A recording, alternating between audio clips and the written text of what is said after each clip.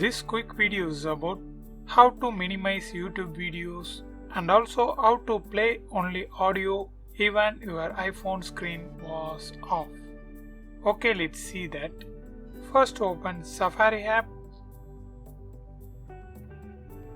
then type youtube.com.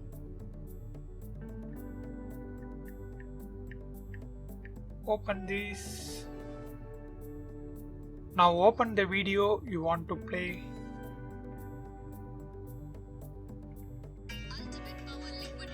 Then skip the ad. Go to full screen. Okay, let's minimize this and swipe down here. Yeah, here you can play and pause this YouTube video on background like this. This quick video is about how to stop App Store gives us permission to install apps every time. Okay, let's quickly open settings.